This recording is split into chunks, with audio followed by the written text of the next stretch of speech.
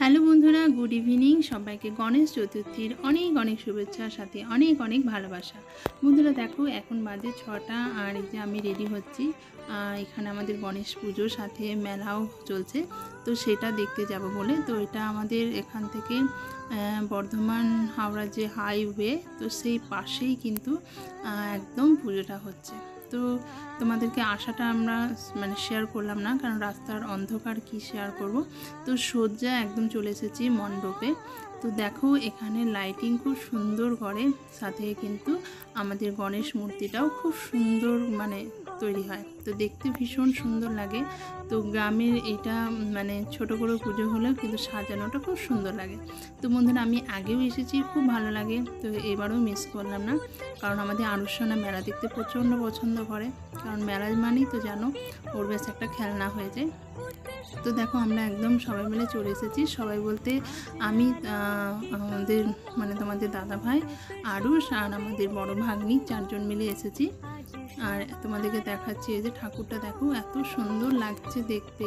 তার সাথে কিন্তু লাইটিং, ফুল দিয়ে যে সাজসজ্জা, সেটাও খুব সুন্দর করেছে। আর এখানে বুঝতে তো পারছো, মাইক খুব জোরে বাজছে। তো এখানকার আমি অরিজিনাল সাউন্ড তোমাদেরকে দিতে পারছি না, পুরো ভিডিওটাই কিন্তু আমি ভয়েস দিয়েছি।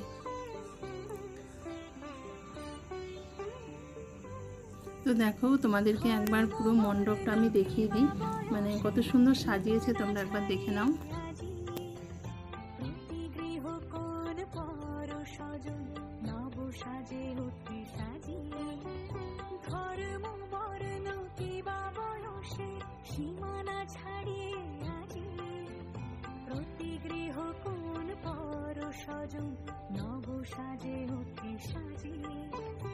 আকাশে নীলে মেঘের খেলা, আনন্দ হয়ে ভাসে, শিউলি সুরভি মিশে যায় উৎসব উচ্ছ্বাসে, উৎসব উচ্ছ্বাসে, উৎসব উচ্ছ্বাসে। তো দেখলে বন্ধুরা, মণ্ডপটা কত সুন্দর সাজিয়েছে। আর এখন যেহেতু সন্ধ্যা হয়ে গেছে, তো সন্ধ্যার জন্য এই যে এবার এখানে আরতি দেওয়া হবে। আর তার জন্যই দেখো, ব্রাহ্মণ ঠাকুরমশাই সমস্ত কিছু জোগাড় করছে। এই সবে এলেন উনি মণ্ডপে। তো আমরা অনেকক্ষণ ধরে যেহেতু এখানে আছি, ছবি তুলছি। তো এটার সময় হয়েছে ধরো আরতি দেবার। তো উনি এবার পূজায় বসেছে। তো আমরা দেখবো আরতিটা। তার আগে আমরা একটু মেলার দিকে যাব। তো এই যে আমরা মণ্ডপ থেকে বেরিয়ে এসেছি, আর এখানে আমাদের আনুষ্ঠানা অনেক লাইটিংটা দেখে খুব আনন্দ পাচ্ছিল। তো সেখানে ও অনেক ছবি তুললো। আর তারপরে যে আমরা মেলার দিকে যাচ্ছি।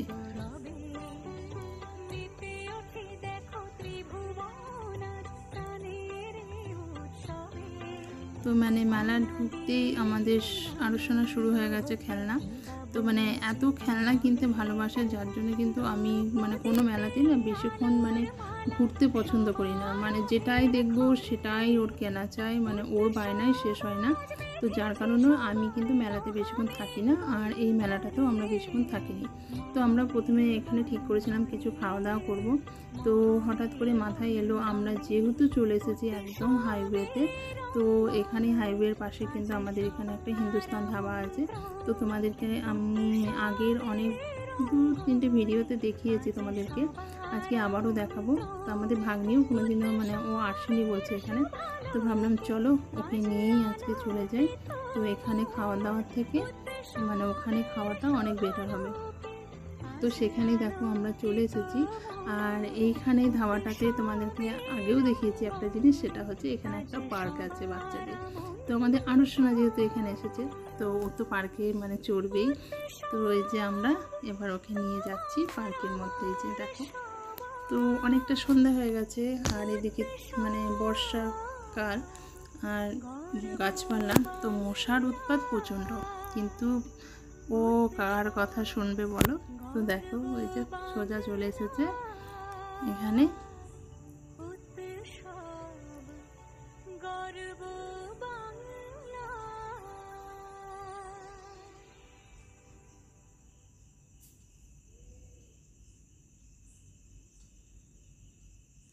তো অনেকটা সন্ধ্যা হয়ে গেছে যেহেতু, তো মানে ভিডিওটা বুঝতে পারছো পুরো অন্ধকার অন্ধকার আসছে। তো আমাদের আরুষানার সাথে সাথে আমাদের ভাগ্নিও কিন্তু এখানে দুজনে মিলে দেখলাম অনেকক্ষণ ধরে মানে দুলতে লেগেছে। এই যে দেখো দুই ভাই বোনে একটা দোলনাতে উঠে দুজনে মিলে দুলতে শুরু করেছে।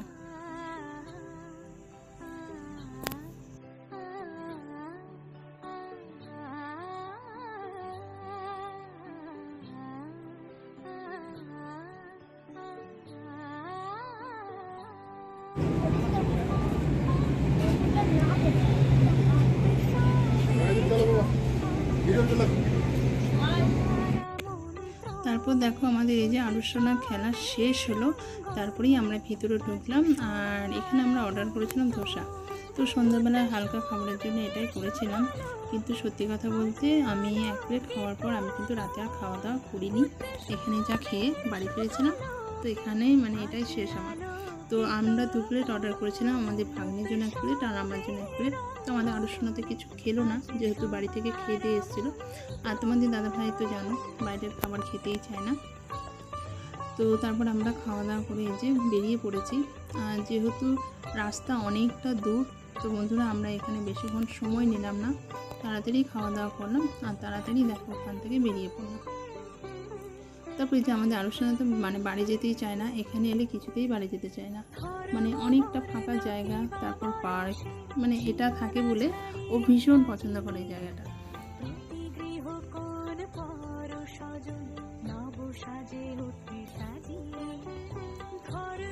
তো তারপর দেখো আমরা ওখান থেকে বেরিয়ে পড়লাম।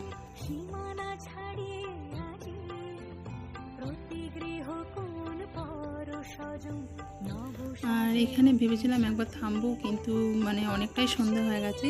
তো বন্ধুরা আর মেলাও ঘুরিনি আর এখানে আরতিটাও দেখিনি। তো আমরা ওখান থেকে তাড়াতাড়ির মধ্যেই বেরিয়ে গেলাম। রাস্তা দেখছো অন্ধকার হয়ে যাচ্ছে। তো চলো বন্ধুরা, আজকের ব্লগটা বেশি বড় করলাম না, ছোট করলাম। আশা করছি তোমাদের ভালো লাগবে। ভালো লাগলে অবশ্যই লাইক কমেন্ট শেয়ার করো। সবাই ভালো থেকো, সুস্থ থেকো, টাটা।